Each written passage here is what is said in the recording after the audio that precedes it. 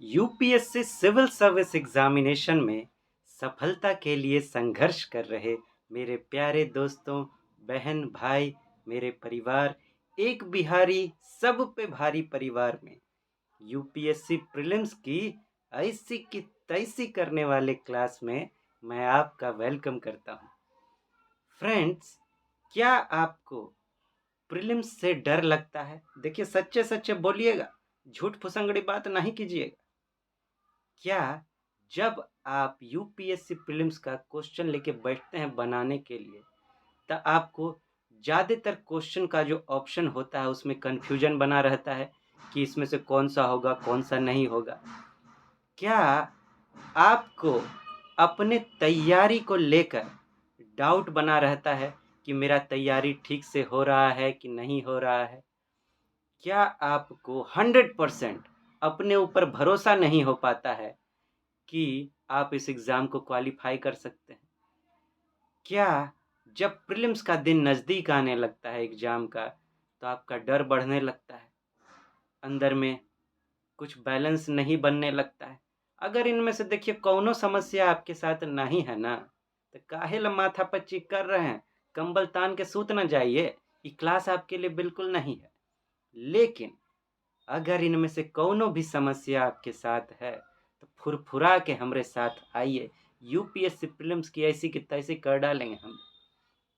अब देखिए, आप तो जानते हैं, हम ये बात कहते हैं कि यूपीएससी जो है प्रीलिम्स में, मेंस में तो पूछता ही है, लेकिन अभी प्रीलिम्स का बात कर रहे हैं। प्रीलिम्स में ज़्यादातर क्वेश्चन जो है उस समझ के आधार पर पूछता है। आप समझ के आधार पर उसको सॉल्व कर सकते हैं। हम ये भी बात करते हैं कि अगर आपको उस क्वेश्चन का जानकारी ना भी हो, तो बिना नॉलेज के भी सॉल्व किया जा सकता है। तो पिछले हफ्ता एगो बंधु का एक ठो मैसेज आया, उसमें एगो क्वेश्चन वो भेजे, बोले कि सर जी आप ऐसे ऐसे बोलते हैं, ये क्वेश्चन जरा आप समझ के आधार पर सॉल्व करके दिखाइए, और बिना नॉलेज के सॉल्व करके दिखाइए। तो हमको बड़ा अच्छा लगा कि चलिए, आपके मन में टेस्ट करने का ख्याल तो आया, टेस्ट करना ही चाहिए, ऐसे भरोसा नहीं कर लेना चाहिए। अब हमारे पास दो गो ऑप्शन है, या तो इग्नोर मार दें या फिर बताएं। अब देखिए, पूछे हैं, उनके मन में शंका होगा तो बताना हमारा धर्म बन जाता है। तो देखिए, एक क्वेश्चन है, इस क्वेश्चन को जब आप पढ़िएगा तब तो ठीक है ठाक लगेगा, लेकिन जब ऑप्शन पढ़िएगा तो ऐसा लगेगा कि बिना नॉलेज के ही सॉल्व नहीं हो सकता है। लेकिन क्या ऐसा है? आइए जरा ट्राई मारते हैं। यूपीएससी प्रीलिम्स 2023 का ही क्वेश्चन है, ठीक, पिछला प्रीलिम्स जो हुआ था का question. With reference to the earth's atmosphere, which one of the following statements is correct? इनमें से सही ढूंढना है। अर्थ के एटमॉस्फेयर को लेकर 4 स्टेटमेंट दिया गया है। तो समझ के आधार पर बात करें तो जो भी हमारे अर्थ के एटमॉस्फेयर को अगर आप समझते हैं, तो उसके समझ से जो मैच कर रहा हो वो होगा, बाकी नहीं होगा। अब आइए जरा आते हैं स्टेटमेंट सब पर। पहला का है, the total amount of insolation received at the equator is roughly about 10 times of that received at the poles। ये हमारा अर्थ है, ये 0 डिग्री पे इक्वेटर होता है, यहाँ 90 डिग्री पे पोल्स होता है, आप जानते हैं, इधर भी या इधर भी। तो कह क्या रहा है स्टेटमेंट कि जो सूर्य देव का किरण है, इंसोलेशन माने सूर्य का ताप, सूर्य की गर्मी, तो कह रहा है कि जो इक्वेटर पर जितना पड़ता है ना, ये जो है इससे 10 गुना ज्यादा होता है, 10 गुना ज्यादा। अब मान लीजिए, चलिए इसको नॉर्मल समझ के आधार पर सॉल्व करने का ट्राई करते हैं कि क्या ऐसा है। एगो टॉर्चवा पकड़िए, ठीक है, और उसको ऐसे फोकस मारिए दीवार के ऊपर। वैसे ही मान लीजिए जैसे टॉर्च के लिए हमारे सामने का दीवार है, वैसे ही सूर्य देव के लिए जो है हमारी पृथ्वी माता है। तो अब देखिए, लाइट मारिए, डिस्टेंस जोड़ लीजिए, आप कितना डिस्टेंस से मार रहे हैं लाइट। उसके बाद देखिए कि ये डिस्टेंस जो है क्या इस डिस्टेंस से 10 गुना छोटा है, या फिर क्या इससे ये 10 गुना बड़ा है? जरा नाप के देखिए। अब भैया 10 गुना छोटा होगा तभी तो 10 गुना लाइट उससे ज़्यादा मिलेगा ना, क्योंकि सूर्य जितना नज़दीक होगा पृथ्वी के जहाँ पर, वहाँ पे गर्मी उतना ज़्यादा होगा। तो इससे ये 10 गुना छोटा होना चाहिए, लेकिन क्या ऐसा होता है? क्या ऐसा होता है? 10 गुना छोटा होता है। आप देखिए, टॉर्च को सीधा मारिए तो बीच में बहुत ज़्यादा एक जगह पे सेंटर पे लाइट होगा, बाकी हल्का हल्का छितराव। तो जहाँ तक उसका गोलाकार बनता है, एक बीच का लाइट नापिए उसको, देखिए क्या 10 गुना होता है? ज़्यादा से ज़्यादा 1.5 गुना, 2 गुना, 3 गुना होगा, उससे ज़्यादा नहीं। 3 गुना तो हम बहुत बोल दिए फिर भी। तो ये तो सिंपल फिलॉसफी हम अप्लाई कर सकते हैं, उस आधार पर देखेंगे तो बिल्कुल ठीक नहीं लग रहा है। एक तो ये हम नॉर्मल प्रैक्टिकल बात कर रहे हैं, एगो और तरीका है यूपीएससी के माइंड वाला, लेकिन चलिए धीरे धीरे बढ़ेंगे। अब दूसरा क्या है? इंफ्रारेड रेज कॉन्स्टिट्यूट रफली 2/3 ऑफ इंसोलेशन। इंफ्रारेड रेज कह रहा है कि इंफ्रारेड जो है, हम जितना भी सूर्य ताप आता है, जितना भी इंसोलेशन आता है, उसका 75%, 2/3 खाली इंफ्रारेड रेज ही होता है। अब बताइए धरती पे कितना तरह का लाइट है। सूर्य से आता है अल्ट्रा वायलेट रेज, फिर धरती से और सब जगह से निकलता रहता है छोटा छोटा रूप में, नीचे से इंफ्रारेड रेज, इलेक्ट्रोमैग्नेटिक रेज, तो ई रेज, तो ऊन रेज, तो ultra alpha beta gamma rays, फलना ढिमकाना रेज। दुनिया में कितना तरह का रे है। एक तो सूर्य का रोशनी सबसे ज़्यादा आता है, जिसको अल्ट्रा वायलेट रेज हम लोग कहते हैं। तो सोचिए इतना सारा रेज है, क्या इंफ्रारेड रेज ही खाली जो है वो 75% हो जाएगा, तो बाकी का क्या होगा? हाँ, बाकी का क्या होगा हो दादा? का तो इस हिसाब से अगर आप सोचिएगा तो एक तो ये भी सोच सकते हैं कि इससे ज़्यादा तो अल्ट्रा वायलेट रेज होना चाहिए, वो ज़्यादा इंसोलेशन क्रिएट करना चाहिए, क्योंकि सूर्य सूर्य से डायरेक्ट आ रहा है, और ऊपर से इतना सारा रेज है, यही 75% ले जाएंगे, तो बाकी का क्या होगा? इस तरीके से आप सोचेंगे जब, तो कहेंगे ना ये भी ठीक नहीं लग रहा। और दूसरा 10 टाइम्स का बात कर रहा है, 2/3 का बात कर रहा है, दोनों एक पर्टिकुलर खास चीज बता रहे हैं, जिसकी आपको रट्टा मारना है। रट्टा मार वाला से थोड़ा अवॉइड कीजिएगा चीज। अब आइए जरा तीसरा स्टेटमेंट देखें। Infrared waves are largely absorbed by water vapour that is concentrated in the lower atmosphere. कह रहा इंफ्रारेड वेव्स जो होता है वो ज्यादातर उसको कौन एब्जॉर्ब करता है? वाटर वेपर, जो कि लोअर एटमोस्फेयर में होता है।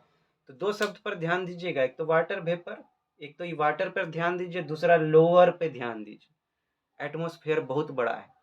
आप लोग के दिमाग में आएगा बाप रे, एटमोस्फेयर में तो सबसे ज़्यादा नाइट्रोजन है, फिर ऑक्सीजन है, तब जाके वाटर वेपर है। तो वाटर वेपर तो उतना नहीं सोखता होगा। लेकिन वही तो बात है, लोअर एटमोस्फेयर का बात करा। भाई हमारा एगो सवाल है आपसे कि धरती पे कितना परसेंट पानी है, आप ही बताइए। आप जानते हैं 70% से ज़्यादा, लगभग 71%। तो नीचे में सूर्य देव का जब रोशनी पड़ता है तो खूब भाप बनता है, तो अर्थ को नीचे वाले एटमॉस्फेयर में सबसे ज़्यादा क्या छेकता होगा? वाटर वेपर नहीं छेकता होगा क्या? और दूसरा एक और सवाल है हमारा, एक ये बताइए कि जब आपको गर्मी लगता है तो कौन ऐसा चीज है जो आपकी गर्मी को सबसे ज़्यादा सोख सकता है?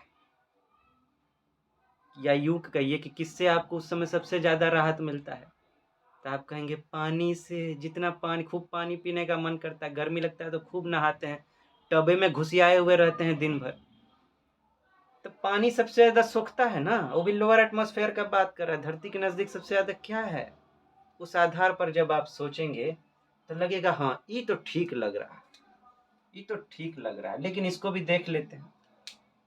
Infrared waves are a part of visible spectrum of electromagnetic waves of solar radiation. जरा कठिन स्टेटमेंट है, लेकिन सिंपल समझने का कोशिश कीजिए। कह रहा है कि ऐसा सोलर रेडिएशन जो दिखाई देता हो, ठीक है, उसका पार्ट है इंफ्रारेड वेव। मतलब सिंपल समझिए कि इंफ्रारेड वेव दिखाई देता है, ऐसा कहा जा रहा है। अब देखिए सूर्य से आने वाला जो रोशनी है उसको तो हम लोग देखते हैं, पीला पीला उजला उजला रोशनी आता है। लेकिन आप ये बताइए, हमारा एक तो सवाल है फिर से, क्या धरती से निकलते हुए रोशनी को कभी देखे हैं? दीवार से निकलते हुए रोशनी को कभी देखे हैं? अपने हाथ से निकलते हुए रोशनी को कभी देखे हैं? अपने शरीर से निकलते हुए रोशनी को कभी देखे हैं? आप कहिएगा आए इधरो होता है, तो इंफ्रारेड वेव वही तो है, सब जगह से जो रोशनी निकलता है। तो जब देखे नहीं हैं तो कैसे विजिबल हो जाएगा? आए विजिबल हो सकता है क्या? कहिएगा नहीं भैया नहीं, ये तो नहीं हो सकता है। तो सोलर रेडिएशन से डायरेक्ट देखने जाइएगा, आप कहिएगा अगर सोलर रेडिएशन का पार्ट है तो सूर्य का रोशनी तो दिखाई देता है भैया, लेकिन अब सूर्य की रोशनी में बहुत तरीका का रोशनी होता है, तो उसमें पूछ रहा है कि जो इंफ्रारेड वेव है क्या वो ऐसा है जो दिखाई देता है? तो फिर आपको उसको दूसरे तरीके से सोचना है कि इंफ्रारेड वेव और कहाँ कहाँ से निकलता है, क्या वो दिखाई देता है? जैसे हम बात की धरती से, दीवार से, शरीर से, या कोई भी ऑब्जेक्ट से दिखाई देता है? तब कहिएगा नहीं तो नहीं दिखाई देता है। तो हटाइए ना, इसको हटा दीजिए, बच गया। तो आप बताइए क्या नॉलेज का जरूरत पड़ा हम लोग को? क्या समझ के आधार पर सॉल्व नहीं हुआ? अब देखिए जरा हम थोड़ा सा